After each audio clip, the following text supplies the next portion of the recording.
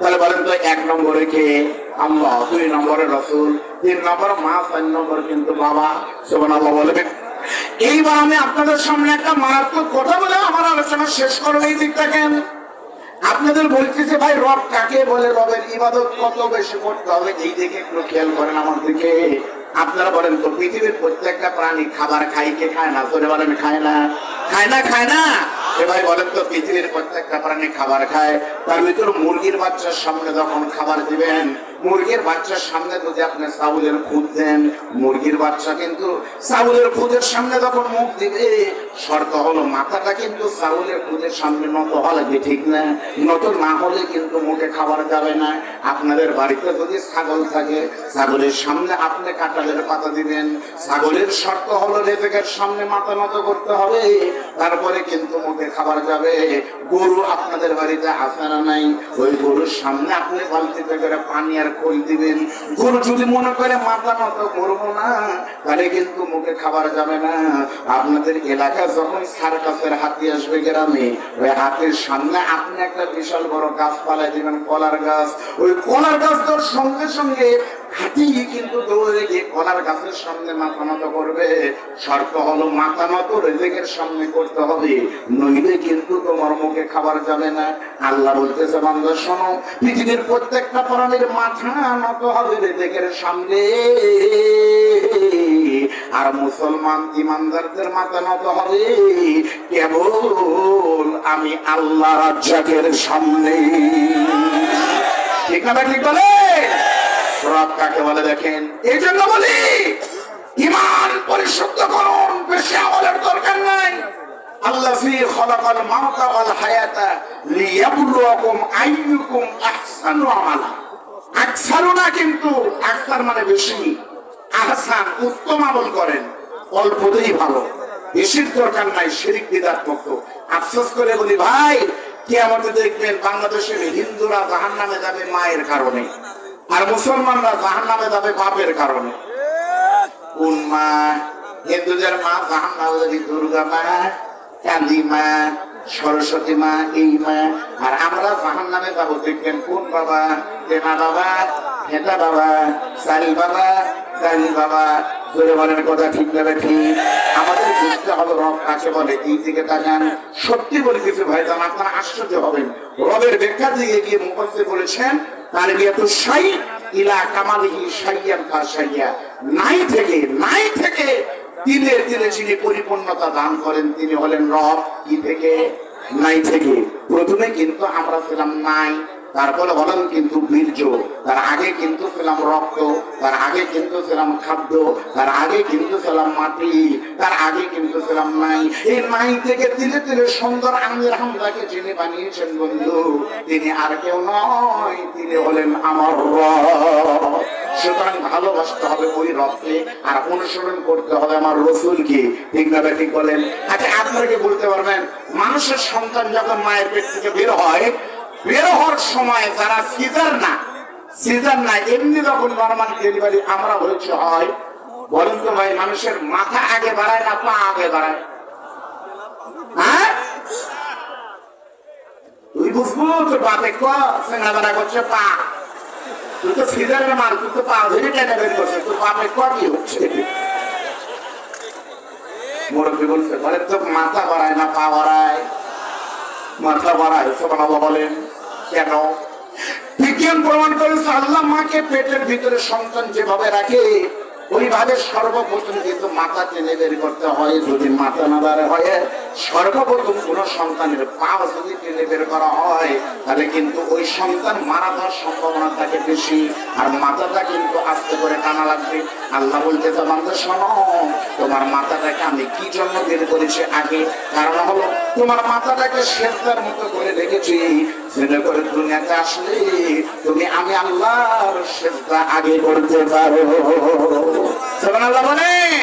ভাইরা আমার, আপনারা মাঝে মাঝে আমি বলতেছি, আচ্ছা আপনাদের ভিতরে এই যে ভাই ঢুকতেছে, এই ভাইকে কেন ঢুকতে দিচ্ছেন? এই যে ভাই, এই লোকের মোবাইলটা কেড়ে নেন, মোবাইল করে আপনার সাউ পোকা ঘাড় পোকা ডেকে যাচ্ছেন না? শোনেন, আপনাদের ভিতরে আর কোন লোককে ঢুকতে দিবেন না। কোন লোক ছিল না ঢুকে, দয়া করে ঢুকতে দেবেন না, একেবারে মাতবর আছে, আপনারা ওখানে যান। কিছু কথা আমাদেরকে ভালো করে শুনতে হবে, শোনেন, মনোযোগ দেন। আমরা আশা করতেছি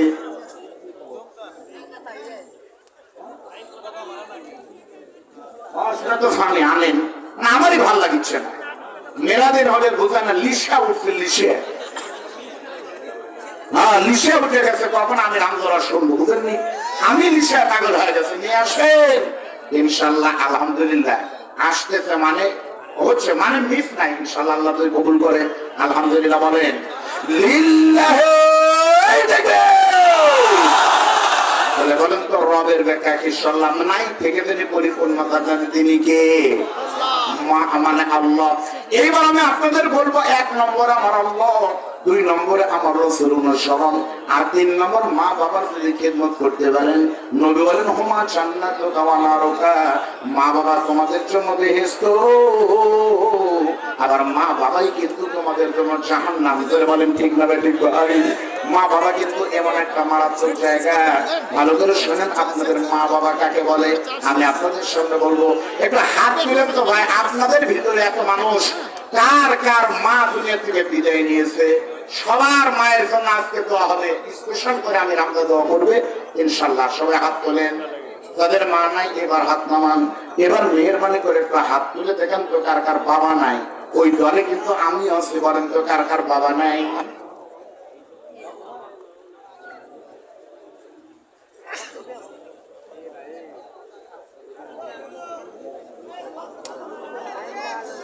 আলহামদুলিল্লাহ, আল্লাহ রাসূলের পরে কিন্তু মা বাবার খেদমত করতে হবে। সত্যি বলতেছি, মা বাবার কোনো বিকল্প নাই বন্ধু। আপনাদের যদি প্রশ্ন করে বলেন তো আকাশ বড় নাকি পাহাড় বড়, আপনারা কি জবাব দিবেন? বলেন তো পাহাড় বড় না আকাশ বড়? আকাশ বড়। আর আমি প্রমাণ করে দেব মিথ্যা কথা, আকাশের চাইতে পাহাড় বড়। কোনদিন যদি আপনারা পঞ্চগড়ে যান, তাকায় দেখবেন ওই পাশে হিমালয় দাঁড়িয়ে আছে, দূর থেকে মনে হয় আকাশের চাইতে অনেক বড়। মক্কা থেকে মদিনায় গাড়ির ভিতরে গেলে দেখা যায় বড় বড় পাহাড় দাঁড়িয়ে আছে, মনে হচ্ছে আকাশের চাইতে অনেক বড়। কিন্তু বিমানবন্দর থেকে যখন বিমান উড়ে, তখন দেখা যায় আকাশটা বড় নয়, বরং পাহাড়টা দাঁড়িয়ে আছে কিন্তু কলার গাছের মতো। ছোট মুখের একটা বড় কথা বলে যাই দোস্ত, পাহাড় যত বড়ই হোক আকাশের নিচে, নদীতে মাছ যত বড়ই হোক পানির নিচে, আর আপনি সন্তান যত বড় হন, আপনার জান্নাত কিন্তু আপনার মায়ের পায়ের নিচে। এই কুটুর বাড়ি রাধাপুরের কত পাপ খবর নেননি? এমনও খবর আছে যাদের মায়ের কবরে মাত্র একটা নেকি কম হয়েছে, একটা গুনাহ বেশি হওয়ার কারণে প্রচন্ড শীত। আপনি শীতের ভিতরে কম্বল গাইতে থাকেন, আপনার দক্ষিণে মায়ের কবরের উপরে টপ টপ করে যখন কুয়াশা পড়ে, মার বুকের উপরে যখন পড়তেছে, মা বলতেছে মনির সহ্য হয় না আল্লাহ, আর সইতে পারি না। আল্লাহ বলতেছে তোমাকে মাফ করে ধর, আমি একটা ওসিলা খুঁজতেছি, কুলু খুঁজতেছি, কিন্তু একটা নেকি যদি আনতে পারো তোমাকে মাফ করে দিব। আল্লাহ বলতেছে ও কুটুর বাড়ির মহিলা, আজকে তোমাদের এলাকার বিশাল বড় করোনা বাগান লেগেছে, তোমার সন্তানও অসন্তান এই মাহফিলে বসে আজকে রজবের, আজকে শাবান মাসের নতুন চাঁদ উঠেছে, এই পবিত্র মাসে যদি তোমার সন্তান তোমার জন্য মাত্র কিছু টাকা পয়সা তোমার হাত তুলে দোয়া করতে পারে, আমি আল্লাহ এই দোয়া ওসিলায় তোমার মায়ের খবরকে তুমি মাকে জান্নাতুল ফেরদাউসের টুকরা করে দিব। ভাই না, এটাই মনে করেন আপনার মা কবরে সে আছে, এটাই আপনার মা। চোখ বন্ধ করে দেখেন, এতগুলো মানুষের দোয়া নেওয়ার জন্য ওই ফাঁকা জায়গায় একটা ভাঙ্গা প্লেট নিয়ে কাঁদতেছে আর বলতেছে বেটারে একটা নিকে দিয়ে যাবি, একটা বেশি না। এতগুলো মানুষের কার দোয়া আল্লাহ কবুল করে ভাই কে জানে? মাসলুমের দোয়া কবুল হয় যদি সত্য হয়। এই বাংলাদেশে মাসলুমের দোয়া যদি কবুল হয়, বাহ্যিক দৃষ্টিতে বলতেই পারে আমাদের হামদার দোয়া কবুল হবে ইনশাআল্লাহ। এতিমের দোয়া যদি কবুল হয়, আপনাদের ভিতরে কত এতিম আছে, মুসাফিরের দোয়া যদি কবুল হয়, আপনারা কি সেই খোঁজ রাখেছেন? আজকের মাহফিলে শুধুমাত্র বগুড়ার লোক আসেনি, রংপুর, লালমনিরহাট থেকে লোক এখানে আসে।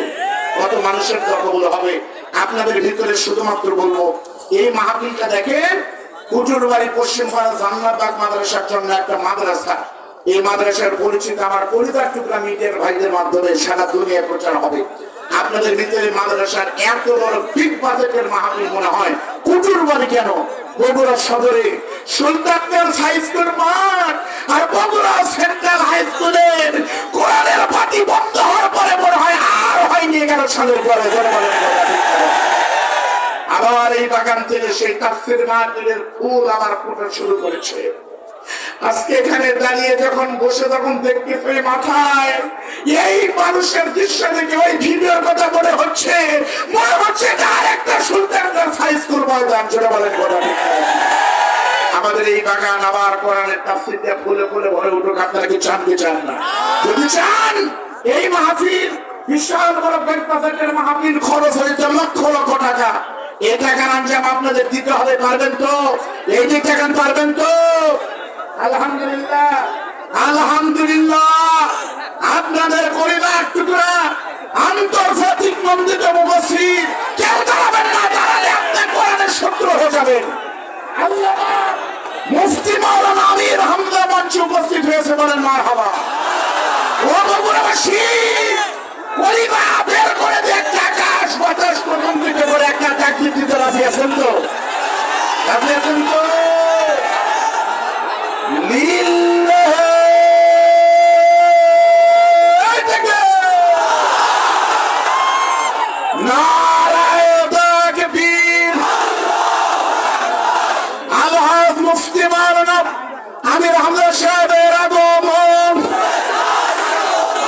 আন্তর্জাতিক নন্দিত মুফাসসির মুফতি আমির হামজা সাহেবের আগমন।